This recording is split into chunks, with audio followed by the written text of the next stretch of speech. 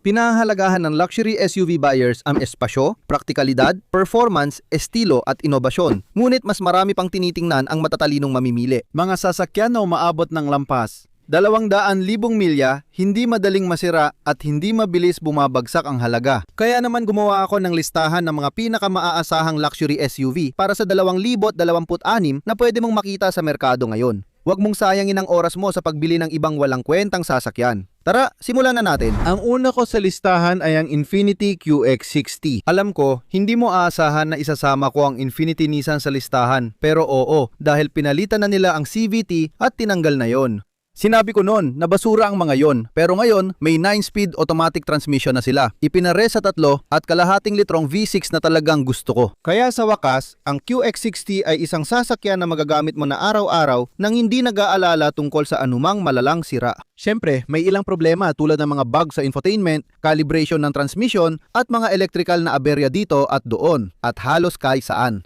Pero maging tapat tayo, isa itong luxury vehicle. Mararamdaman mo pa rin ang karangyaan. At mula sa pananaw ng estilo, medyo gusto ko ang mga Infiniti. Pero hindi ko talaga nagustuhan ang mga variable compression engine na makikita mo sa QX50 o 55. Kaya hindi ko isasama ang mga yon sa listahan ko. Pero ang QX60 sigurado, isasama ko. Sabi ng Consumers Reports, 65 ang ranking nito, kaya average lang. Pero ayon sa RepairPal, isa ito sa top sa segment nito. Mga 55% ang mababawa sa halaga nito sa 5 taon, pero normal lang ito sa luxury na sasakyan. Halos lahat ng luxury brand ay pare-pareho ang depreciation, kaya mas mainam bilhin ito pagkatapos ng ilang taon. Maganda sa configuration na ito na may 9-speed torque inverter auto at 3.5 litrong V6, madaling maabot ang mahigit 200 hanggang 250,000 milya.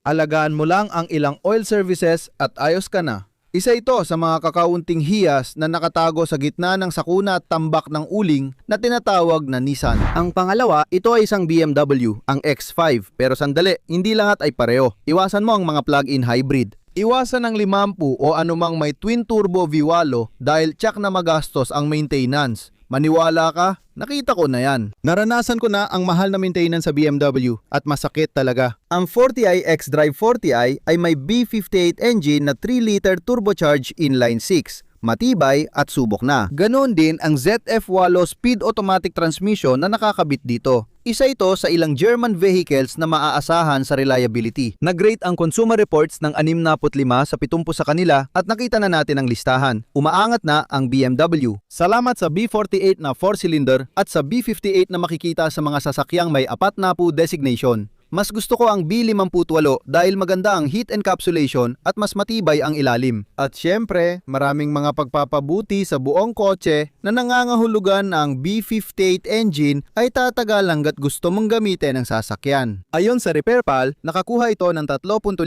sa 5 na rating na katamtaman lang. Ang depreciation ay umaabot na 55 hanggang 60% sa loob ng 5 taon na karaniwan lang. Mabilis bumaba ang halaga ng X5 tulad ng BMW 5 Series na isa sa pinakamabilis bumaba presyo dahil sa pag-aalangan ng mga tao. Pero legendary pa rin ang B58 na makina kahit na may ilang issue ngayon. Sa ngayon, may potensyal na kaso umano kaugnay ng xDrive system. Marami ang nagsasabing kapag sobrang dami na nangaitakbo ng sasakyan, may naririnig silang uga at kakaibang tunog na pwedeng magdulot ng libu-libong dolyar na gastos. Parang laging nangyayari ito pagkatapos ng warranty. Bukod doon, wala namang malaking problema maliban sa tagas sa cooling system, lalo na sa mga pinagdugtong na fittings. Pero ang maganda dito, dahil sa heat encapsulation, ibig sabihin mas kaunti ang matitinding pagbabago ng temperatura, hindi tulad ng naranasan ko sa sarili kong N54 na wala namang ganong uri ng shielding. Kaya nakakalungkot, naapektuhan talaga ng init. Pero sa B58, hindi talaga yon ang problema. Pwede kang makaranas ng paminsan-minsang aberyang elektrikal na hindi naman bihira, mga window regulator, at kung pababayaan mong nakatenga ng matagal, posibleng maubos ang baterya. May issue rin sa oil filter housing. Matagal na nating alam na pwedeng maghiwalay at maghalo ang langis at coolant na masama. Kaya mas madalas kang magpa-change oil. Bantayan din ang coolant level, may 2 tangke ito. Pero kapag inalagaan mo na ang basic maintenance at pinadalas mo pa ang pagpapalit ng langis, alam mo na ang B58 ay kasing tibay ng kahit anong makina mula sa mga Hapones. Madali mong maasahan na abot ito ng 200,000 hanggang 250,000 milya kung maayos ang maintenance o higit 300,000 kilometro. Paglampas dito, pang bitoy na lang talaga. Kahit anong sasakyan, tinuturing ng biter kapag lampas ka na ng 300,000 kaya wala nang masyadong halaga pagkatapos nun. Ang B58 ay tunay na alamat at isa sa mga itinuturing na siguradong pagpipilian pagdating sa pagiging maaasahan. Ang ikatlong luxury SUV na hinahanap ng maraming mas matatalinong mamimili at karamihan sa atin ay hindi ito agad naiisip hanggat hindi mo talaga naunawaan ng mabuti ay ang B5 na henerasyon ng XC90. Ang mga ito ay may kasamang 2 litro na turbocharged na 4-cylinder engine na pinagsama sa isang mild hybrid. Huwag mo pagsabay-sabayin ang plug-in hybrid, supercharging at turbocharging dahil lalong nagiging magulo at komplikado ang mga teknolohiyang ito. Manatili ka lang sa B5 na bersyon ng bagong 2026 XC90 at ayos ka na. May mahusay itong 8-speed automatic transmission na walang problema. Sabi ng Consumer Reports, nasa 60 sa 65% ito bagyang mas mataas sa karaniwan. Ayon sa RepairPal, 3.5 sila mula sa 5 kapantay ng BMW X5. Ang depreciation muli ay pareho ring mahirap dahil 55 hanggang 60% ang nawawala sa loob ng unang 5 taon. Pero bukod pa dyan, inaasahan na tatakbo sila ng kahit saan mula 100 at 80,000 hanggang mga 200 at 40,000 milya, depende kung paano mo inaalagaan at pinapangalagaan ang mga sasakyang ito. Alam natin na mas napupuwersa ng 2 litrong turbo 4-cylinder na makina. Kung ako ang gagastos, hindi ako bibili ng XE na may 4-cylinder engine. Pero maraming mamimili ang may ibang konsiderasyon. Sinasabi nila, alam mo, na kapag hybrid at ginagamit sa katamtamang kondisyon at hindi masyadong pinapahirapan ang takbo, tumatagal naman talaga at maaasahan ang mga ito. Nagkaroon din ng issue sa tire pressure monitoring system at ilang forward pedestrian warning system. Marami sa mga ADAS controls at sistema sa sasakyan ay pwedeng magdulot ng problema. Ang infotainment na gamit ang Google OS ay maaring magdulot ng abala. Ganon din ang infotainment sa kabuuan. Pero ang pagpalya ng air suspension ay dapat ding isipin at posibleng magdagdag ng gastos habang tumatanda ang sasakyan. Pero sa kabuuan, karamihan sa mga consumer ay natatagpuan ang mga XC90 na ito na magandang sasakyan. At gusto ko talaga kung paano sila magmaneho. Na-try ko na silang imaneho. Ang sarap sa loob. Mas maganda pa nga ang interior. Ngayon, ikumpara mo ang kalidad ng interior ng isang mas bagong modelong Volvo at ikumpara mo ito sa BMW o kahit sa isang Audi. At sa tingin ko, magugulat ka sa ganda. Ako mismo, nagulat din. Ang magandang koleksyon ng mga kagamitan, materyales at mga texture ay nangangahulugan na talagang pakiramdam mo ay mataas ang kalidad. Ngayon, ang labas naman ay medyo simple lang, medyo understated. At sa maraming pagkakataon, yan lang naman talaga ang gusto ng tao, yung hindi palading nasa talyer at nagbibigay ng komportableng pakiramdam. Isa itong luxury na sasakyan pagkatapos ng lahat. Bago tayo magpatuloy, silipin niyo muna ang mga gamit natin. Sombrero, beanie, t-shirt, hoodie at iba pa. Marami ako niyan, tingnan nyo lang sa ibaba. I-click lang ang fourth wall page ko para makakuha ng gamit. Dati naubos, pero puno na ulit na yon.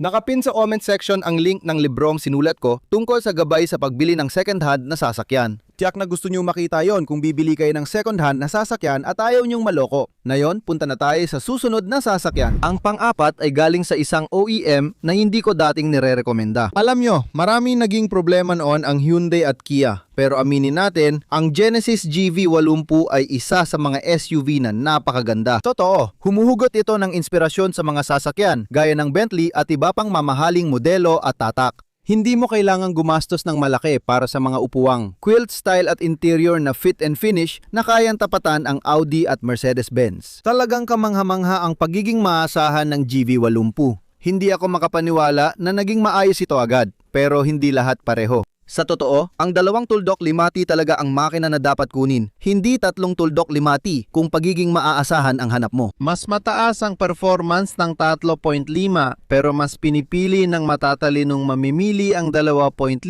dahil mas mahaba ang buhay, mas maasahan at mas mura ang maintenance nito. Binigyan sila ng Consumer Reports ng rating na 65 at 4 sa 5 ng RepairPal, mas mataas kaysa sa mga nauna nating nabanggit. Malaki rin ang epekto ng depreciation sa kanila tulad ng ibang luxury vehicle, mga 55%.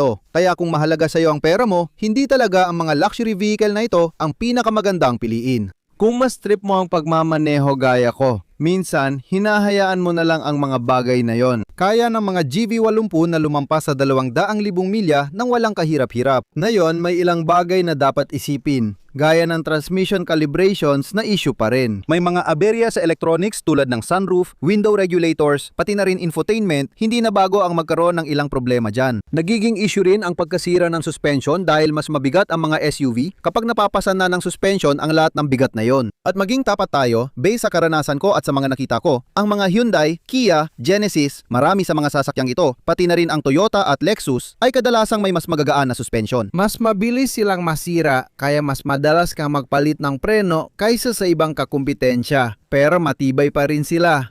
Isa na namang Genesis ang panglima, ngayon GV70 naman. Mas gusto ko pa ang itsura nito, lalo na ang harapang grille. Parang Bentley talaga. Ang gaganda ng mga sasakyan. Pipiliin ko pa rin ang 2.5 turbo na 8-speed automatic. Gustong gusto ko rin kung paano ito i-drive. Nakapagmaneho na ako ng mga ito at sa totoo lang, mas maganda pa ang pakiramdam kaysa sa karaniwang Audi.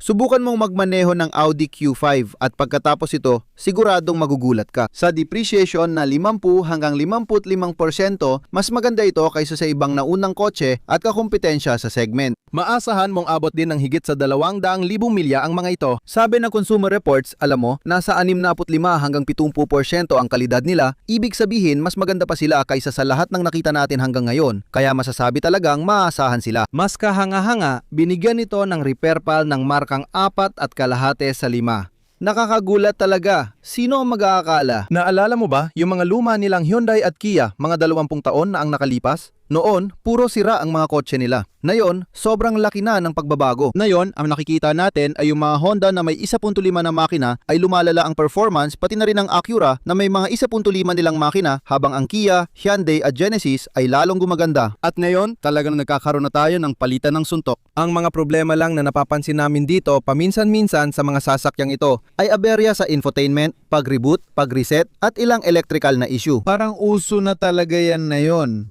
Kadalasan, yung mga sasakyan na laging dinadala sa talyer ay dahil sa electrical na problema gaya ng reset, reboot, aberya o kakaibang tunog. At kadalasan, ito ay dahil sa ADAS o iba pang issue sa pagiging maasahan na may kinalaman sa teknolohiya o elektronikong bahagi. Hindi na mechanical ang madalas na problema ngayon, kundi mas maraming nakatagong teknolohiya. Pero may kahinaan pa rin ang ilang mga piyesa ng trim. May mga nagrereklamo sa trim na madaling matanggal o hindi maganda ang quality. Pero naniniwala akong matalino naman ako. Kaya siguro, di ko pipiliin ang GV70 kahit maganda ito. Siguro pipiliin ko na lang ang susunod sa pila tulad ng Acura RDX, isa sa magagandang maliit na turbocharged 4-cylinder SUV na may 10-speed automatic transmission. Nagkaroon ng ilang kakaibang problema sa transmission ang ilang Acura, pero sa pangkalahatan, maaasahan sila. Ayon sa repair pal, may rating silang 4.5 sa 5 bituin. Ayon sa Consumer Reports, may rating silang 70 at kasalukuyang nangunguna sa grupo. Inaasahan ding tatagal sila ng 200 hanggang 250,000 milya. Ang pagbaba ng halaga sa loob ng 5 taon na di umaabot ng 50% ay ibig sabihin mas maganda ang value nito kaysa sa ibang nabanggit na sasakyan. Tatlong karaniwang reklamo ngayon. Una, recall sa fuel pumps na hindi bihira, pati problema sa infotainment, electronic issues at kaunting turbolag. Ito ay 4-cylinder engine na tumatakbo sa 4 na silindro at may malaking turbo boost. At kapag binigyan mo talaga ng diin sa mababang revs, may kaunting lag at bibilang ka pa ng sandali tapos biglang aarangkada. Kung naranasan mo yon at di sigurado kung ano, normal lang yan sa maraming sasakyan ngayon na may turbocharger. Karaniwan na yung phenomenon na yan. Sa akin, matagal na akong nagmamaneho ng turbo cars mula sa My 930 at mga N54. Kahit ang aming Mercedes-Benz C300 may turbo lag din. Lahat ng sasakyang may turbo, kailangan munang maghintay sandali para umikot ang turbocharger dahil ginagamit nito ang exhaust gas para umandar. Siyempre, may natural na delay, pero mas ramdam ko ito based sa karanasan. Marami ring nagkomento at nagreklamo tungkol dito. Sa kabila nito, ang RDX ay maliit, maganda ang handling at sa totoo lang, napaka-sporty ng pakiramdam. Gustong gusto ko ang mga sasakyan ito. Ang susunod na sasakyan sa listahan ay mas maganda pa kaysa sa RDX at ito ang MDX. Bakit? Mas malaki ito, mas malakas. Mayroon kang 3 hanay ng upuan, 3.5 litro na V6. Oo, pwede kang kumuha ng turbocharged na V6 na 3 litro pero ang naturally aspirated na 3.5 litrong makina ang bibilin ko. Nakakabit ito sa 10-speed automatic na paminsan-minsan ay nirereklamo kasama ang ilang sensor at ADAS system na may mga issue. May mga reklamo ng hindi pagkakaintindihan o problema sa komunikasyon kung saan parang naduloko ang ilang sensor at madalas itong mangyari. Pero gaya ng sinabi ko, halos lahat ng sasakyan na yon ay pwede mong asahan na makakaroon ng kahit anong uri ng electrical na problema. Pero full-size SUV na kaya mag 0 to 6 na po sa 6 na segundo at halos 300 horsepower, anong hindi mo magugustuhan? Pwede mong isakay lahat ng tao sa likod na upuan kasama ang mga pasaway at ang mga kulit ay pwedeng umupo sa ikatlong hanay. Maraming espasyo para sa lahat ng barkada mo. Ang Consumer Reports ay nagraranggo sa kanila ng nasa pagitan ng 70 at 75%. Malinaw na isa sa mga nangungunang modelo. Binigyan ng repair pal ang Acura MDX ng 4 sa 5 bituin. Talagang kamangha-mangha. Para sa ganitong komplikado at gandang biyahe ng sasakyan, wow! Pero gawa ito ng Honda kaya hindi dapat mabigo. Gustong-gusto ko ang MDX. Ang karaniwang haba ng buhay ng mga ito ay mas malapit din sa 250,000 milya at ang depreciation pagkatapos ng 5 taon ay nasa 40 hanggang 45% lang talaga. Mas mataas talaga ang natitira sa halaga ng sasakyan mo kaysa sa ibang nabanggit natin. Kaya dito pumapasok ang ilan sa mga pinakamatalinong mamimili sa mga sasakyan tulad ng MDX dahil gusto nilang hindi agad mailabas ang pera nila. Gusto nilang ilagay muli ang pera sa ibang bagay para sa pagre-retiro, bakasyon o dagdag ipon sa bangko. May ilang issue tulad ng transmission, kaunting pag-aatubili at pagkaantala bago mag-downshift kapag inapakan ng silinyador. Mas madalas mangyari yon sa mga mas naunang modelo pero may mga tao pa rin na nagrereklamo tungkol doon paminsan-minsan. May mga electronic bugs tulad ng infotainment at gaya ng nabanggit ko na, ang mga ADAS system at ilang sensors ay parang nagkakaroon ng glitch paminsan-minsan. Pati na rin ang pagkasuot ng preno. Uulitin ko, mas mabigat ito. 3-row SUV, medyo maliit ang preno para sa laki. Maraming produkto ng Honda, Toyota, Acura at Lexus ang napapansing mas maliit ang preno at mas mahina ang suspension parts. Kung normal kang magmaneho, ayos lang ang mga MDX, pero mas mabilis maubos ang preno nila. Ang susunod, alam na ng marami sa inyo. Matagal ko na pinupuri ang SUV na ito. Personal ko itong paborito pagdating sa performance. Gustong-gusto ko ang NX 450h Plus. Kung maasahan ang hanap mo, maraming matalino at sanay na bumibili ay iniiwasan ng modelong yon dahil plug-in ito at medyo komplikado. Mas marami mang problema at aberya, maganda ang performance at may kalayang makapagmaneho ng dekuryente o gasolina. Pero hindi ito ang pinakamaasahan. Pinakamaganda kunin ang 350h dahil meron itong naturally aspirated 2.5 liter 4-cylinder na katulad ng nasa Camry natin. Walang turbo, simple, madali at maasahan. Tapos pinagsama pa nila ito sa hybrid drive at ECVT na maasahan din sa Lexus at Toyota. Talagang hindi mapipigilan. Pati yung NX250 medyo mahina, mabagal at di ganun ka-smooth pero may naturally aspirated na 2.5 liter 4-cylinder. Parehong makina pero walang hybrid. Mas mababa ngayon ang performance mo, mga 200 horsepower lang. Pareho silang maaasahan at maganda rin ang fuel economy. Gustong-gusto ko ang mga sasakyang ito. Binigyan sila ng Consumers Reports ng score na lampas 80, talagang matibay. Sa repair pal, halos perpekto rin. 4.5 sa 5 bituin. Siyempre, mag-oil service ka lang at palitan ng preno kung kailangan. Aabot ka ng 250,000 hanggang 300,000 milya araw-araw gamit ito at hindi mo iindahin. Dahil matibay at maasahan sila, kilala ng tao yon at matatag ang reputasyon. Mga 35% lang ang nawawala sa halaga sa 5 taon, kaya madaling pagmamay-ari ang sasakyang ito. Gusto ko ang lahat ng NX model, anong henerasyon o drivetrain man. Para sa pinaka-reliable, piliin ang 350h. May ilang issue gaya ng paglalag ng infotainment, kaunting ingay at kalampag na di karaniwan sa Lexus at Toyota. Minsan nagkakaproblema ang all-wheel drive system sa sensor at detection at paminsan-minsan may glitch. Pero sa totoo lang, napakamaasahan pa rin ng mga sasakyang ito. Kahit maliit lang ang aberya, parang espesyal na okasyon na. Tara, mag-party. Gustong-gusto ko ang NX, magandang sukat, performance at itsura. Nakabase pa rin ito sa Toyota RAV4 platform pero mas maganda ang itsura ng sasakyang ito. Kung mahilig ka sa luxury, gusto mo ng SUV at matalino ka, ito marahil ang sasakyang tinitingnan mo. May mahabang kasaysayan ito ng pagiging maasahan. Ngunit kailangan pa ring mag-ingat dahil hindi pa napapatunayan. At nakakalungkot, ang GX550 ng Lexus ay isa sa mga sasakyan na kung tatagal, kung hindi magkakaproblema sa V35A, maganda ito hanggang mahigit 300,000 milya. Kung magkakaproblema, baka kailangan mo magpalit ng long block o makina dahil may recall para sa bagong GX550 na sobrang ganda. Gustong-gusto ko ang sasakyang ito. Mas gusto ko ito kaysa sa Toyota Land Cruiser na dito halos nakabase. At least nag-level up ang Lexus, may 3.4 na litro twin-turbo V6 na ipinare sa 10-speed automatic transmission at gamit ang track-type platform. Matibay at matatag ito, ginawa para sa off-road, hindi tulad ng unibody na walang kwenta. Pero mag-iingat pa rin ako habang naghihintay. Hindi pa ako bibili ng isa sa mga ito dahil yung bagong V35A yung 3.4 na litro na V6, alam natin na kasama sa malaking recall na mahigit 100,000 sasakyan kabilang ang Lexus LX600, GX550 at Toyota Tundra. Marami naging problema ang makinang iyon. Maraming kontrobersya tungkol sa mga particle na maaring naiwan o hindi sa makina na kumalat at sumira ng mga bearing. Maraming makina ngayon ang may problema pero may iba namang walang issue at gustong-gusto pa rin nila ito. May kaunting pag-aalinlangan sa pagbili ng mga GX model na yon dahil maraming tao ang nakakarinig tungkol sa mga malalaking problema sa makina. Pero marami rin tao ang nagsasabing tama na hindi na nila iniintindi. Aasikasuhin naman ako ng Toyota. Kung hindi ka may-ari ng sasakyang may problema sa makina, siguradong mag-e-enjoy ka magmaneho ng mga ito. Gustong-gusto ko talaga magmaneho ng ganito. 2 beses ko na silang na-drive. Noong una, sobrang namangha ako sa tibay at tapang ng pakiramdam ng mga sasakyang ito. Sa pangalawang pagkakataon, talagang nag-relax ako at ninamnam ko ang ambience at teknolohiyang nilagay sa mga sasakyang ito. Talagang dekalidad sila. Mas maganda ang pakiramdam nila. Mas mataas pa kaysa sa 4Runner na medyo plastic. Binigyan ng Consumer Reports ang GX550 ng 75 hanggang 80 rating. Ayon sa RepairPal, nakakakuha ito ng 4 sa 5, karamihan dahil sa mga lumang modelo tulad ng GX460 at 470 na umaabot ng 400,000 hanggang 500,000 milya ang makina. Iyan ang malaking dahilan kung bakit mataas ang stats ng RepairPal. Malalaman pa natin sa paglipas ng panahon para sa bagong 550 pero dahil nagugustuhan ng mga tao ang mga sasakyang ito, inaasahan na ang depreciation sa loob ng 5 taon ay nasa 30 hanggang 35% lang.